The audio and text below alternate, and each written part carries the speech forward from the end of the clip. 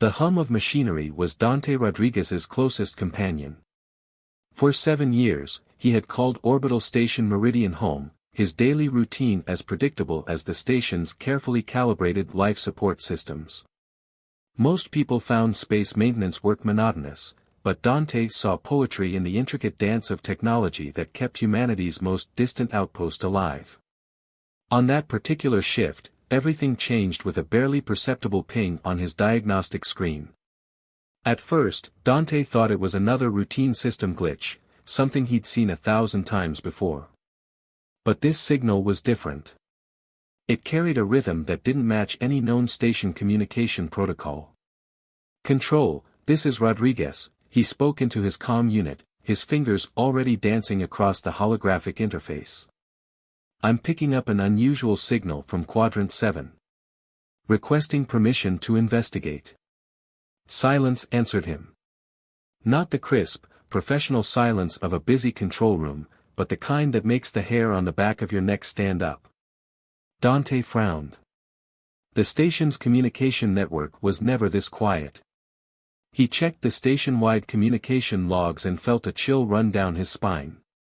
No incoming or outgoing transmissions for the past 17 minutes, an eternity in the hyperconnected world of deep space communication. The signal pinged again. Stronger this time. Against every protocol he'd been trained to follow, Dante made a decision. He grabbed his emergency suit, checked the oxygen levels, and made his way to the maintenance airlock. Something was out there, and he couldn't ignore it. The airlock hissed open, revealing the vast, star-studded darkness of space. Meridian Station hung behind him, a massive technological marvel suspended against the infinite black. Dante's tether connected him to the station, a lifeline in the void. The signal was coming from a small, nearly invisible object drifting just beyond the station's standard scan range. It was too small to be a ship, too large to be space debris. As Dante's suit magnified the view, he realized it was something else entirely. A vessel. But not like any human design he'd ever seen. Its surface seemed to shimmer and shift, as if made of liquid metal that couldn't quite decide on a solid form. No visible propulsion, no recognizable hull markings. Just a gentle, almost organic pulsing that matched the mysterious signal. "This is maintenance specialist Dante Rodriguez," he transmitted, unsure if anyone, or anything, would hear him. "Unidentified vessel, do you require assistance?" For a moment, nothing happened. Then the vessel began to change. Sections of its surface rippled and separated, revealing what looked like intricate mechanical tendrils. They moved with a grace that felt almost alive, stretching toward Dante's position. He should have been terrified. Instead, he felt a profound sense of curiosity. A sudden burst of energy erupted from the vessel. Not a weapon, Dante realized, but some form of communication.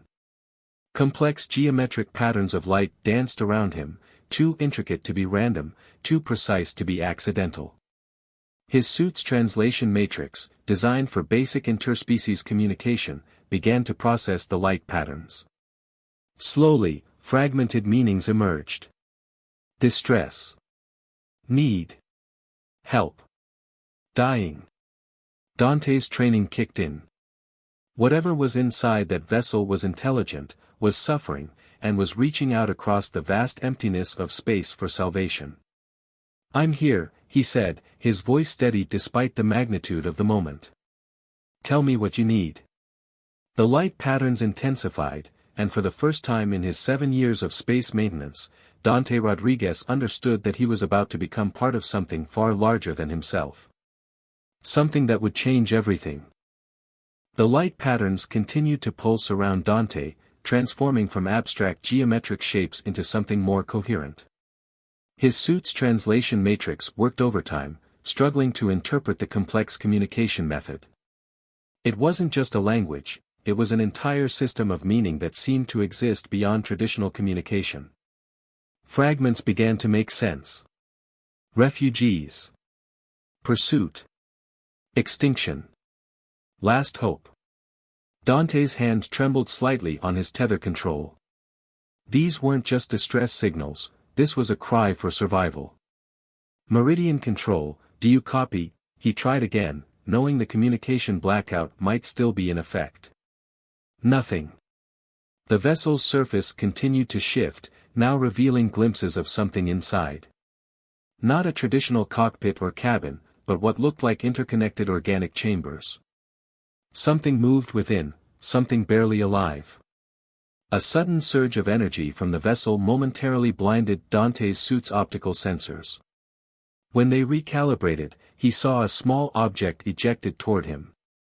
Instinct made him reach out, catching it with the precision of years of zero-gravity training. It was a data crystal, but unlike any human technology. Its surface seemed to breathe, pulsing with an inner light that matched the vessel's strange rhythms. As Dante held it, information began to flood his suit's display. Star charts of unknown systems. Genetic sequences that defied human understanding. Fragmented records of a civilization on the brink of total destruction. The vessel's inhabitants weren't just sending a distress signal. They were sending their entire history, a final testament to their existence. Dante understood then that he wasn't just witnessing a rescue. He was becoming a witness to potential extinction. The data revealed a tragic story. A species called the Vorenik, once masters of an intricate galactic civilization, had been systematically hunted by a predatory collective known only as the Erasure. Their crime? Developing a technology that could potentially disrupt the Erasure's absolute control over certain star systems. Last colony ship, the crystal's data explained.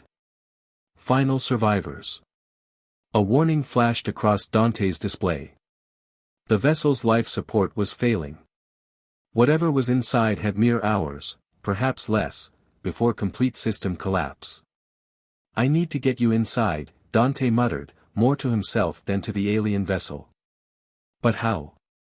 Meridian Station's protocols were clear about unknown vessels. Quarantine. Containment. Analysis. But those protocols didn't account for imminent extinction. His fingers worked quickly, bypassing standard communication channels. If official routes were blocked, he'd create his own.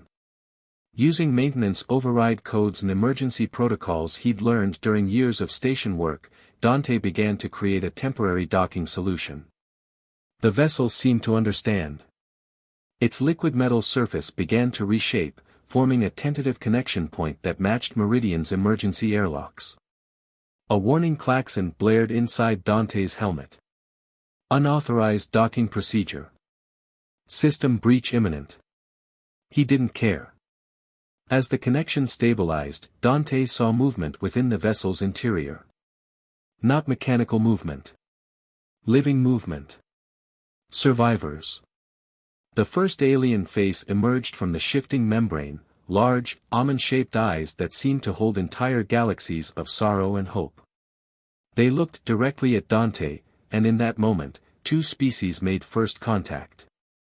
Not through grand diplomatic ceremonies or carefully planned protocols. But through an act of pure, desperate survival. Dante Rodriguez, maintenance specialist of Orbital Station Meridian, realized his life would never be the same. The real challenge was just beginning. The diplomatic challenge. The emergency medical bay of Meridian Station had never seen anything like this. Sealed off from the rest of the station, it now housed the last survivors of the Vorenik, three beings that defied human understanding of life itself.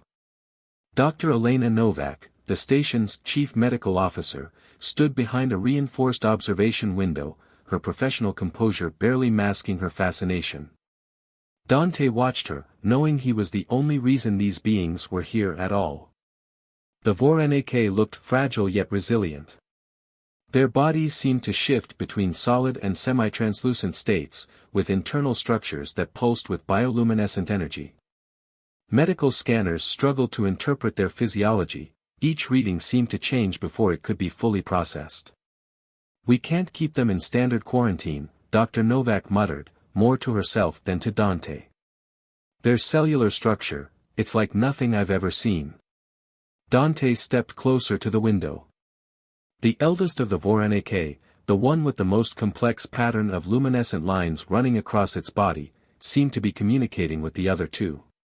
Not through speech, but through a series of light pulses and subtle body movements. "They're trying to tell us something," Dante said, recalling the data crystal he'd retrieved. "Something more than just their need for survival." Dr. Novak raised an eyebrow. "And how exactly do you know that?" Before Dante could respond, alarms blared throughout the medical bay. The Voronezh's bodies began to pulse with an intense, almost painful brightness. The medical equipment started to malfunction, screens flickering, diagnostic tools spinning wildly. "Communication attempt," a computerized voice announced. "Potential system breach." Dante acted on instinct. He placed his hand against the observation window, focusing on the emotions he'd felt when first encountering the alien vessel: compassion, curiosity, a desire to help. To everyone's surprise, the eldest Voronezh turned. Its massive, galaxy-like eyes locked directly with Dante's. A flood of images crashed through Dante's mind. Not words, but pure, raw experience. Vast star systems being consumed by a darkness more absolute than space itself. Entire civilizations reduced to cosmic dust. The erasure, not just a threat, but a systematic force of universal destruction that consumed everything in its path. The Voronezh weren't just refugees. They were the last repository of a civilization's collective knowledge, fleeing something far more terrifying than simple extinction. "They need more than rescue," Dante said, his voice distant. "They need a way to fight back." Dr. Novak watched in disbelief as Dante began to interface with the station's communication systems. Protocols meant nothing now. The rules of engagement had changed. The station's commander, Marcus Reyes, burst into the medical bay. A career military strategist, his face was a mask of controlled anger. "Rodriguez," he barked, "explain exactly what you've done." Dante turned, the weight of an entire civilization's hope in his eyes. "We're no longer just protecting a few survivors, Commander. We're preparing for a war that could determine the fate of multiple species." The Voronezh's body patterns shifted, a form of agreement, of alliance. Outside the medical bay's reinforced walls, Meridian Station hummed with a new energy. Something fundamental had changed. Humanity was about to be tested in ways it had never imagined. And it all started with a maintenance worker who refused to follow protocol. The decision came swiftly and without debate. Meridian Station would become a sanctuary, and a fortress. Commander Reyes had initially resisted, but the data from the Voronezh crystal was impossible to ignore. The erasure was more than just a threat. It was a systematic annihilator of intelligent life, moving through the galaxy like a cosmic plague that consumed entire civilizations. Dante found himself at the center of preparations he never could have imagined when he was just a maintenance worker. The station's engineering teams worked around the clock, retrofitting standard maintenance equipment with the advanced technology gleaned from the Voronezh data crystal. "We're essentially creating weapons out of repair tools," whispered Kira Zhang, the station's lead engineer, as she modified a plasma conduit repair unit. The device now hummed with an energy that made the air around it shimmer. The eldest Voronezh, who Dante had learned was called Zaraenth, moved through the station with an ethereal grace. Its body constantly shifted, analyzing, adapting. Communication had evolved beyond words. Through a combination of light patterns, emotional resonance, and fragmented data transfers, Dante and the Voronezh had developed a unique form of understanding. "The erasure approaches," Zaraenth communicated, its body pulsing with an urgent, deep crimson. "Not days. Hours." The station's long-range sensors confirmed the warning. Something was coming, a massive energy signature that devoured space itself. Traditional sensors couldn't even fully map its approach. "It's like a black hole," Commander Reyes muttered, studying the tactical display. "But alive." Preparation became survival. The station's civilian population was evacuated to secure outposts, leaving behind a skeleton crew of the most adaptable and brave. Dante realized he was no longer just a maintenance worker. He had become something else, a bridge between humanity and a cosmic threat. The first attack came without warning. Space itself seemed to tear open. Not a traditional wormhole or spatial distortion, but a wound in the fabric of reality. Dark tendrils emerged, part mechanical, part something entirely incomprehensible. They moved with a predatory intelligence that defied natural law. Defensive formation. Commander Reyes shouted, but his voice seemed distant. Dante watched as the station's modified systems came to life. Repair nanites transformed into defensive swarms. Communication arrays became energy weapons. Everything they had learned from the Voronezh was about to be tested.